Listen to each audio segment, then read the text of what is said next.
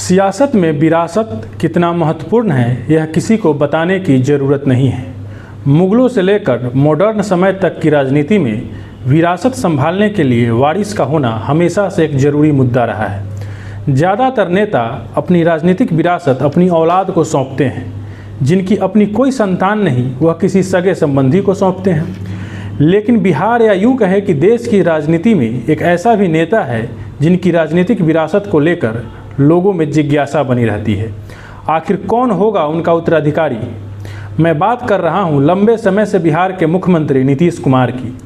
नीतीश कुमार वाहिद ऐसे नेता हैं जिनकी औलाद होने के बावजूद उनकी विरासत किसी बाहरी व्यक्ति में ही देखी जाती रही है।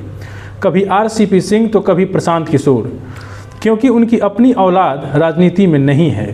यह अलग बात कि अब आरसीपी सिंह और प्रशांत किशोर दोनों ही जदयू का हिस्सा नहीं हैं। लेकिन पिछले कुछ दिनों में एक और शख्स को नीतीश कुमार का उत्तराधिकारी बताया जा रहा है। नमस्कार, मैं हूं निखिल और आज जनता बोध में उस शख्स के बारे में बात करेंगे जिसको नीतीश कुमार का उत्तराधिकारी बताया जा रहा है। सबसे पहले आपको यह बता दें कि उनका नाम मनीष कुमार वर्मा है और यह भी एक पूर्व आईएएस ऑफिसर रहे हैं। बिहार के मुख्यमंत्री नीतीश कुमार का अफसर प्रेम किसी से छुपा नहीं है। सरकार चलाने से लेकर पार्टी चलाने तक नीतीश नेताओं से ज़्यादा अफसरों पर भरोसा करते रहे हैं। बात उनके प्रधान सचिव दीपक कुमार की हो या शिक्षा विभाग में सुर्खियां बटोर चुके के पाठक की। कभी नीतीश के बेहद करीबी रहे पूर्व आईएएस अधिकारी पवन कुमार वर्मा और एक समय नीतीश के बेहद करीबी रहे पूर्व आईएएस आरसीपी सिंह भी शामिल हैं। आरसीपी सिंह तो जेडीयू के राष्ट्रीय अध्यक्ष भी रहे थे। कभी आरसीपी सिंह में भी नीतीश कुमार का उत्तराधिकारी देखा जाता था, लेकिन अभी दोनों में क्या संबंध है किसी को बताने की ज़रूरत नहीं है। आरसीपी सिंह की तरह ही नीतीश कुमार के गृह जिला नालंदा और उनकी जाति से आने वाले एक और नौकरशाह की जदयू में एंट्री हो चुकी है। नाम है मनीष कुमार वर्मा, जिन्हें कुछ लोग नीतीश कुमार के उत्तराधिकारी के तौर पर भी देख रहे हैं। 9 जुलाई को पटना में मनीष कुमार वर्मा के नाम की चर्चा रही। मनीष मीडिया के भारी भीड़ के बीच जेडीयू में शामिल हो गए। पार्टी के कार्यकारी अध्यक्ष संजय झा ने उन्हें सदस्यता दिलाई। खुद नीतीश कुमार उस मौके पर मौजूद तो नहीं थे, लेकिन जेडीयू के नेताओं और कार्यकर्ताओं की भारी भीड़ लगी थी। लोकसभा चुनाव के नतीजे से एक दिन पहले यानी 3 जून को नीतीश कुमार दिल्ली पहुंचे और प्रधानमंत्री से मिले। यह मुलाकात अचानक हुई थी। तब कयास लगाए जाने लगे कि मुख्यमंत्री पद छोड़ने वाले हैं। मीडिया और बिहार के सियासी हलकों में चर्चा का बाजार गर्म हो गया कि नीतीश कुमार ने अपना उत्तराधिकारी चुन लिया है और इसके लिए जिस व्यक्ति का नाम चल रहा था वह भी मनीष कुमार ही थे। हालांकि बाद में इन चर्चाओं पर विराम लग गया, लेकिन तब तक मनीष कुमार वर्मा राजनीति में एक पहेली बन चुके थे। इसके बाद एक और महत्वपूर्ण तारीख है 29 जून 2024। दिल्ली में जदयू की राष्ट्रीय कार्यकारिणी की बैठक थी। इस बैठक से पहले मनीष वर्मा फिर से चर्चा में आ गए। मनीष वर्मा का नाम जदयू के कार्यकारी राष्ट्रीय अध्यक्ष के लिए चलने लगा। हालांकि एक बार फिर से यह चर्चा महज चर्चा भर ही रह गया, क्योंकि संजय झा को जदयू का राष्ट्रीय कार्यकारी अध्यक्ष बना दिया गया। भले ही दोनों मौक़ों पर मनीष कुमार वर्मा के बारे में चली चर्चा महज चर्चा बनकर रह गई, लेकिन इससे उनके कद का अंदाज़ा लगाया जा सकता है। एक व्यक्ति जो अब तक जदयू का आधिकारिक सदस्य भी नहीं था, उसे नीतीश कुमार का उत्तराधिकारी और पार्टी का राष्ट्रीय अध्यक्ष तक बनाने की बात चलती है। आखिर कौन है मनीष कुमार वर्मा और जदयू के राजनीति में इतने महत्वपूर्ण कैसे हो गए कि उन्हें नीतीश कुमार का उत्तराधिकारी तक बताया जाने लगा? मनीष कुमार वर्मा बिहार के नालंदा जिला के रहने वाले हैं। यही जिला नीतीश कुमार का भी है। मनीष वर्ष 2000 बैच के उड़ीसा कैडर के आईएएस अधिकारी हैं और उड़ीसा में कई महत्वपूर्ण पद पर भी रहे हैं। वर्ष 2012 में इंटर स्टेट डेपुटेशन यानी अंतर्राज्यीय प्रतिनियुक्ति पर 5 साल के लिए बिहार आए और फिर यहीं के होकर रह गए। पटना के डीएम रहते नीतीश कुमार से उनकी करीबी बढ़ी थी।